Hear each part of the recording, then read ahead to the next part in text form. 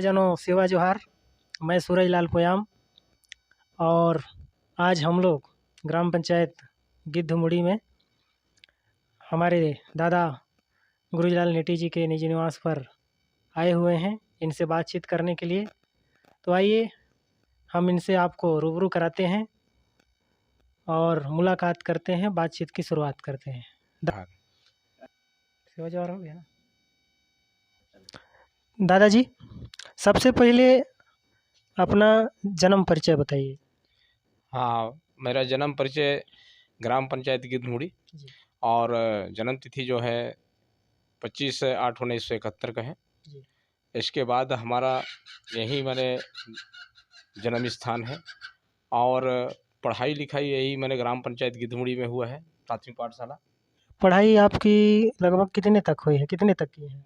मैं पढ़ाई 8वीं के बाद तो मैं फेल हो गया था, लेकिन फिर मैं सोचा कि प्राइवेट परीक्षा दे करके देखूं, तो डायरेक्ट मैं 10वीं का फार्म भरा, उसमें मैं निकल गया, पास हो गया। फिर मैं सोचा कि 10वीं निकल गया तो 12वीं तक कर लेता हूँ। पढ़ाई लिखाई 12वीं तक? 12वीं तक। अच्छा, आप गोंडवाना समग्र क्रांति आंदोलन में दादा मरकाम जी के साथ कब और कैसे मुलाकात हुई? दादा के साथ हमारा मुलाकात वो 1993 में 93 से हुआ। हम लोग एक मामला में फंसे थे, तो ऐसी मैंने चर्चा चल रहा था कि बहुत एक बड़ा अच्छा नेता है, तो उससे मैंने हम लोग परिचय सोचे कि मैंने परिचय करें और मुलाकात करें, बातचीत करें। तो ठीक उसी समय पोड़ी डी में दादाजी का आगमन था। अच्छा, दादाजी आए थे? आए थे दादाजी। दादाजी के बारे में आप पहले भी सुने थे? नहीं, पहले नहीं सुना था, लेकिन जब मामला फंसा तो हमें थोड़ा सा संकट में हम लोग भी फंस गए कि नहीं कोई नेता है करके। तो जब यहाँ आए ना तो सब परिचय हो गया कि दादा हीरा सिंह मरकाम यही है। तो गोंडवाना समग्र क्रांति आंदोलन में जब आप जुड़े तो क्या प्रेरणा लिए दादाजी से, क्या सीखे? दादाजी जब आए, मैंने कई जगह मैंने भाषण हुआ, उस दिन में पोड़ी डी में भाषण हुआ, तो उसमें दादाजी यही बोले कि जितने मैंने गोंडवाना के हमारे जो लोग हैं, तो यहाँ पास जितने जल और जंगल जमीन सब आप लोगों का, आदिवासियों का है, गोंडों का जमीन है, गोंडवाना के लोगों का है। ये मैंने दादाजी बोले, मैंने आप यहाँ का मैंने हक और अधिकार की लड़ाई कर सकते हैं, ऐसा मैंने दादाजी बोले। तो मुझे थोड़ा सा लगा कि ऐसा लड़ाई तो हम करने के लिए तैयार हैं, पर जानकारी नहीं। लेकिन 2-3 जगह जब दादाजी से मुलाकात हुआ, क्योंकि उनका बातों को हमें ना बहुत सीरियसली कुछ जानकारी लेना था। अभी तक आप जल जंगल जमीन की लड़ाई के लिए कितने लोगों का सेवा कहना चाहिए कि लोगों का काम अभी तक किए, क्या आपका गतिविधि रहा है? हाँ, तो यहाँ जैसे मान लीजिए फर्स्ट में दादाजी का जब बातों को हमें मैंने कुछ समझ में आया कि जल जंगल जमीन गोंडवाना के अधीन माने हमारा है, तो यहाँ पास एक मामला फंसा था। मैं आपको सीधे बता रहा हूँ, खैराही में, ग्राम पंचायत सीपुर में, और पारा का नाम खैराही है। वहाँ तिलकधारी जगधारी या सरुता लोग हैं, इनका जमीन का लड़ाई ऐसे फंसा क्योंकि मैंने घर कुरिया पूरा गरीब थे, पर यह है कि पूरे उनके ज़मीनों में गड्ढा खोदा गया था और कुछ क्षेत्र में ऐसा मैंने उनकी ज़मीनें पौधा लग गया था। तब मुझे सूचना आया और मैं जब गया वहाँ, तो वहाँ का मैंने देखा मैं कि क्यों ऐसा मैंने ज़बरदस्त किया जा रहा है, क्योंकि पूरे घर को घेर दिए थे। तो मुझे लगा कि यह तो हमारा आदिवासियों का मैंने हनन हो रहा है। तो इस प्रकार का मैं वहाँ पास दिमाग लगाया मैं, तो मुझे दादाजी पर मुझे लगा कि 80 का पूर्व जो कब्जा है हमारा किसानों का, वो कब्जा काबिज भूमि हमारा ही होना चाहिए, जिन किसानों ने काबिज किया है। तो उस मैंने विधि से मैंने लड़ाई लड़ा और लड़ करके पौधा के उखाड़ करके उखड़वा करके फेंकवाया और वह मैंने जुताई करवाया, फसल करवाया। इसके बाद जो है हमारी जीत हुई और लास्ट में 6-5 साल के बाद उनका भोपाल से कागज भी आया पट्टे के लिए। अच्छा, किस कानून के तहत मतलब आप उनको इस तरह से मतलब कि सहायता किए?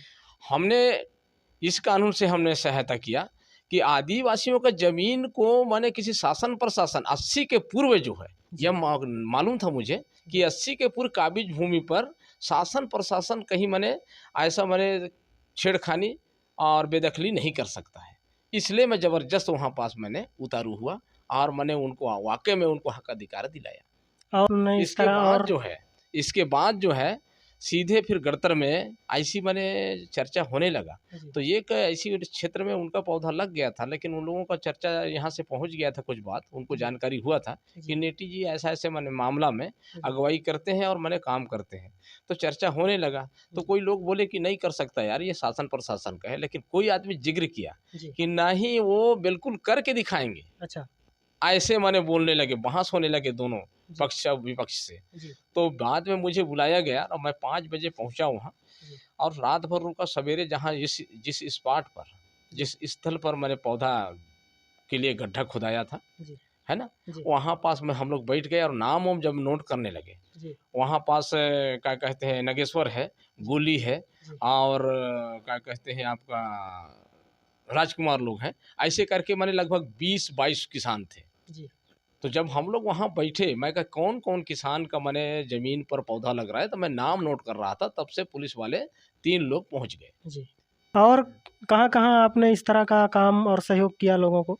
और इसके बाद ग्राम पंचायत गड़तर जो है, वहाँ पास मैंने उन लोग भी मैंने 20-22 किसान फंस गए थे। तो उस समय क्या है, दादा से हमारा मैंने, अब क्या है कि कई जगह का बैठक मीटिंग में, रैली, आम सभा, महासभा में हम लोगों को परिचय हुआ। उस समय फिर दादा के आदेशानुसार, उनके मैंने मार्गदर्शन में हमें एक मैंने न्याय कानून मिला। कानून कौन था? 13 दिसंबर 2005 के पूर्व कब्जा भूमि पर शासन प्रशासन के द्वारा कहीं वृक्षारोपण नहीं किया जा सकता है। ऐसा सरकार का कानून? ऐसा सरकार का कानून।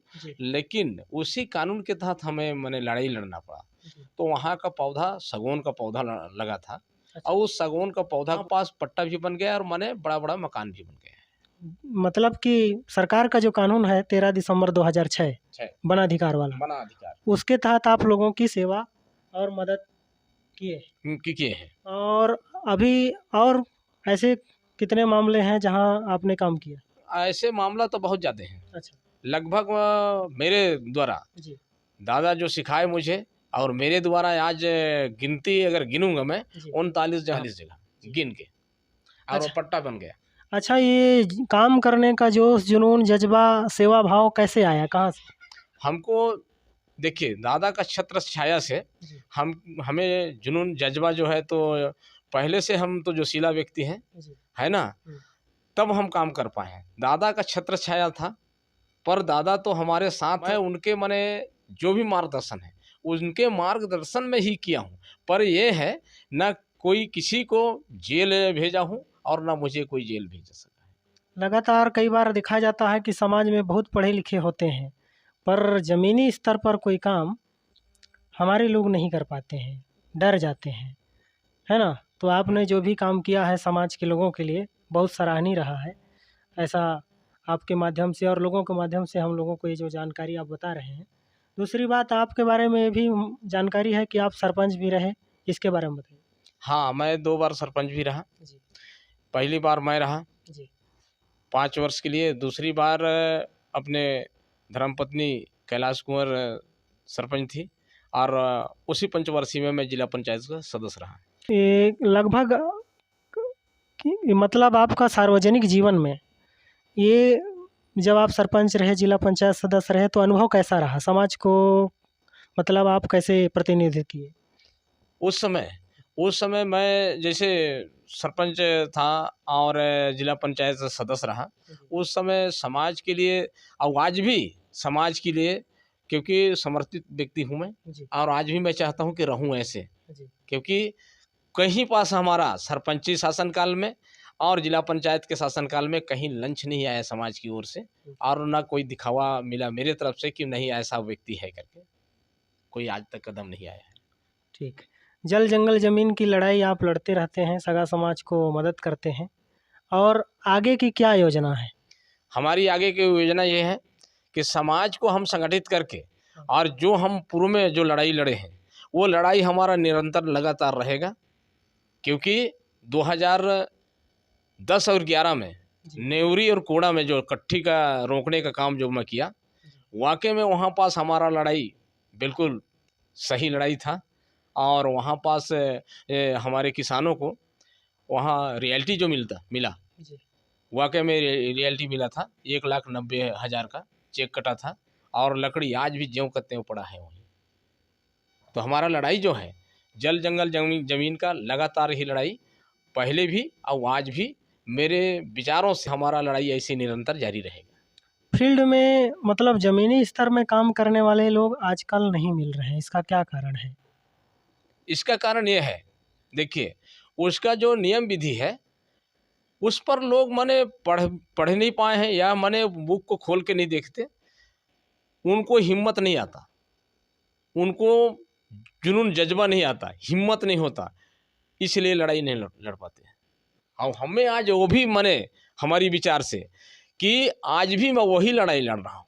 अभी मैं आपको बता रहा हूँ कि स्वयं का ज़मीन में लड़ाई लड़ा हूँ, 3 दिन लगातार वहाँ लड़ाई चला है, लाठी डंडा टंगा फरसा, पर मैं वहाँ से एक कदम हिला नहीं और उन लोगों को पीछे भेजा हूँ। गोंडवाना समग्र विकास क्रांति आंदोलन से आप जुड़े थे और गोंडवाना गणतंत्र पार्टी से आप जिला पंचायत के सदस्य भी रहे हैं। पार्टी और संगठन के लिए और युवाओं के लिए क्या कहेंगे? पार्टी और संगठन और युवाओं के लिए मैं तो कहूँगा कि युवा हमारे नौजवान साथी हैं, वो बिल्कुल माने हमारा जो पार्टी का जो मार्गदर्शन है, जहाँ जहाँ हमारी माने जिम्मेदारी बनता है या भागीदारी बनता है, जहाँ का रैली आम सभा महासभा जो होता है उसमें आए, भाग लें और सुने और सीखें, आगे बढ़ें। क्योंकि हम कब तक करते रहेंगे ऐसा, क्योंकि दादा हमें सिखा करके चले गए, यहाँ दीप जला करके चले गए दादा, लेकिन उस दीप में हमें ना तेल डालना हमारा काम है। तो नौजवानों को हमारा माने कहना है, ये मानना है कि उन लोग भी आएँ और ऐसी माने निरंतर संगठन को और मजबूती बनाएं, ताकि माने यहाँ तक का माने एक माने हम लोगों को सीख मिल गया कि भाई संगठन में गोंडवाना गणतंत्र पार्टी में रह करके जब हम एक जिला पंचायत सदस्य बन गए और 2-2 बार सरपंच बन गए, तो हमारा माने एक जिम्मेदारी बनता है कि और हमारे आने वाले समय जो पीढ़ी वो भी नव युवा साथी लोग ऐसी माने सीखें और उन लोग भी बने, उनके लिए जगह खाली है। दोस्तों, आज हमारे साथ दादा गुरुलाल नेटी जी थे, जिनसे हम बातचीत कर रहे थे और नेटी जी आपसे बातचीत करके बहुत अच्छा लगा, उसके लिए आपका धन्यवाद। धन्यवाद। और आप लोगों ने देखा कि हमने इनसे बात किया, इन्होंने अपने व्यक्तिगत जीवन और सार्वजनिक जीवन के बारे में बताया और हमें उम्मीद है कि हमारा ये बातचीत आपको अच्छा लगा होगा। हमारे साथ और सहयोग करने के लिए आप हमारे यूट्यूब चैनल कोयतुर लोक कला मंच को सब्सक्राइब करें, लाइक करें और वीडियो को शेयर करें। इसी बातों के साथ आप सभी का धन्यवाद।